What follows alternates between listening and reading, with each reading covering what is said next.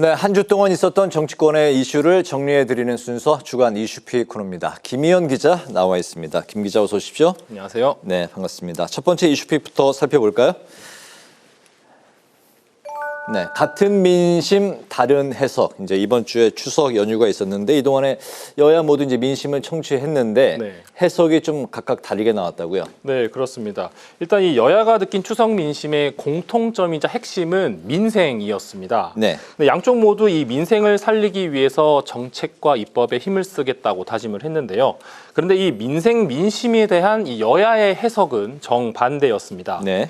국민의힘은 거대 야당이 해병대원 특검법, 김건희 여사 특검법 등 이 윤석열 대통령을 겨냥한 특검만 추진하다가 정작 필요한 민생 입법은 뒤로 제쳐두고 있다고 비판했습니다.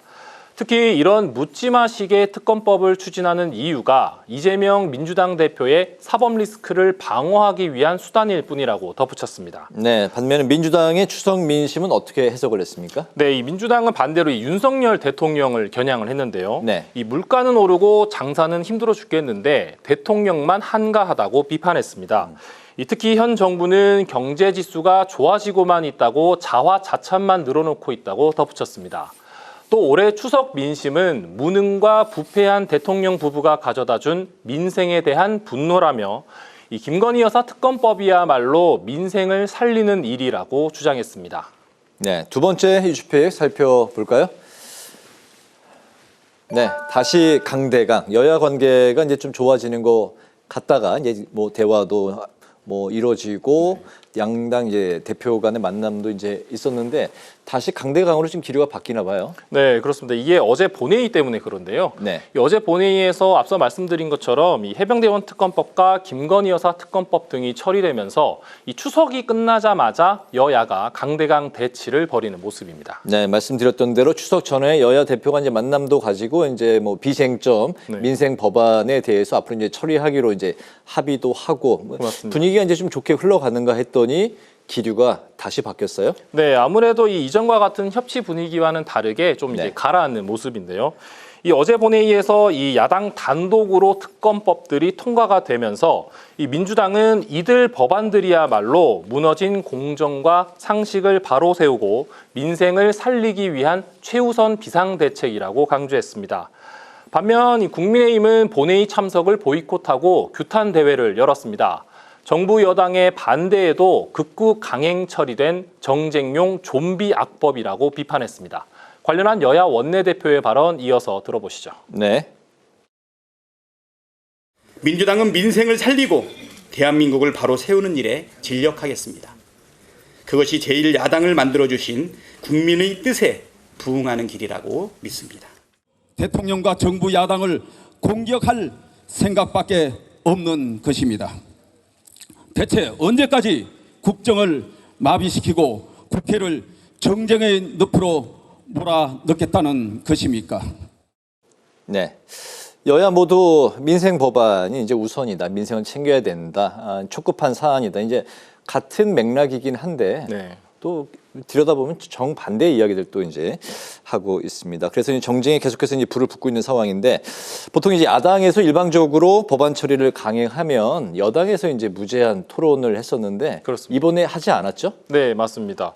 저도 어제 이제 본회의에 특검법이 상정되면 네. 국민의힘에서 이제 필리버스터에 나설 줄 알았는데 이제 그 전에 이루어진 이제 긴급 의원총회에서 결국 이제 안 하기로 결론을 내렸습니다. 네. 이제 이를 두고 이제 여러 가지 해석이 나오고 있는데요.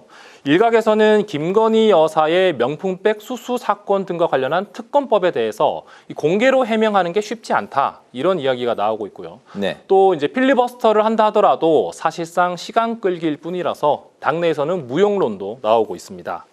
이와 관련한 이제 기자들의 질문에 추경호 국민의힘 원내대표는 본회의 의사일정 자체가 합의도 없이 일방적으로 진행됐기 때문에 보이콧하는 것이 강력한 저항의 표시라고 말했습니다.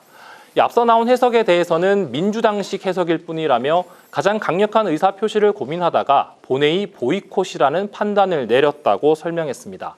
그러면서 이 반헌법적 특검법 처리에 대해 대통령에게 제2요구권 행사를 강력히 건의드리겠다고 밝혔습니다. 그렇군요. 마지막 세 번째 이슈픽 살펴보겠습니다. 네, 여야 의정은 언제? 여야 의정 협의체 이야기인 것 같네요. 네, 그렇습니다. 이 의료 개혁과 이제 의료 공백 사태를 논의하기 위한 여야 의정 협의체가 아직까지 첫 발을 떼지 못하고 있습니다. 네, 의료계가 아직까지 논의에 참여하지 않고 있는데 의료계의 입장은 현재 어떤 겁니까? 네, 지금 이게 내년도 의대 정원 문제, 의대 정원의 증원 문제를 놓고 이제 사태가 여기까지 흘러왔는데요. 네. 이 의료계는 정부의 증원 계획을 전면 백지화해야 한다고 주장하고 있습니다. 이러한 태도 변화 없이 여야 의정 협의체를 가동하는 건 시기상조라고 못 박았습니다. 네, 국회에서도 이제 의료계의 적극적인 참여를 촉구하고 있죠. 네, 그렇습니다. 먼저 이 우원식 국회의장부터 여야 의정 협의체 촉구를 바라면서 이 윤석열 대통령과 정부에는 유연한 태도 변화를 요구했고 네. 의료계에도 이 대승적인 대화 참여를 촉구했습니다. 네. 관련 발언 직접 들어보시죠. 의료계가 정부에 대한 신뢰를 회복할 수 있도록 정부가 진정성 있게 노력하는 모습을 보여야 합니다. 그래야 의료계의 협의체 참여에 대한 사회적 요청도 힘을 받을 수 있을 것입니다. 네, 이 여야도 의료계의 참여를 촉구했는데요. 추경호 국민의힘 원내대표는 정부 여당이 원점에서 모든 의제를 놓고 대화를 하자고 한 것이 사실상 한 발 물러서서 여야 의정 협의체를 가동하겠다는 의지를 보인 것이라고 강조했습니다. 더불어민주당은 협의체 구성을 환영하면서도 현 정부의 의료 정책에 대한 비판에 주력했습니다. 박찬대 더불어민주당 원내대표는 윤 대통령이 국민 목숨을 볼모로 한 도박을 중단하고 지금이라도 정책 실패를 인정하고 책임자부터 문책해야 한다고 주장했습니다. 네, 정부도 오늘 다시 입장을 밝혔죠. 네, 그렇습니다. 이 박민수 보건복지부 제2차관이 이제 기자회견을 가졌는데요. 이 추석 연휴 기간에 보도된 고위험 분만과 손가락 절단 환자 등 주요 응급의료 사례는 이 필수 의료와 지역 의료의 부족 때문으로 기존 의료 체계에서 지속적으로 발생하던 문제라고 밝혔습니다.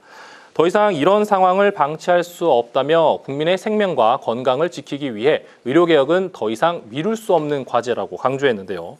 그러면서 의료계가 의대 정원과 개혁 과제에 대한 합리적인 대안을 제시한다면 정부는 마음을 열고 논의할 준비가 돼 있다고 말했습니다.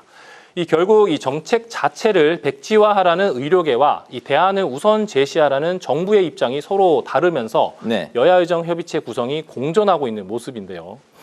오는 24일로 예정돼 있는 윤 대통령과 국민의힘 지도부와의 만찬 회동에서 이 의정 갈등을 해소할 수 있을 대책이 나올 수 있을지 주목됩니다. 네, 의료 공백 사태에서 이제 가장 커다랗게 피해를 입는 게 결국 이제 국민이고 그렇습니다. 추석 연휴는 어떻게 이제 지나가긴 했습니다만 아무쪼록 여야 의정 협의체를 통해서 하루빨리 원만한 타협점을 찾기를 기대해 보겠습니다. 오늘 주간 이슈픽은 여기까지 듣도록 하겠습니다. 김희연 기자와 함께했습니다. 수고 많았습니다.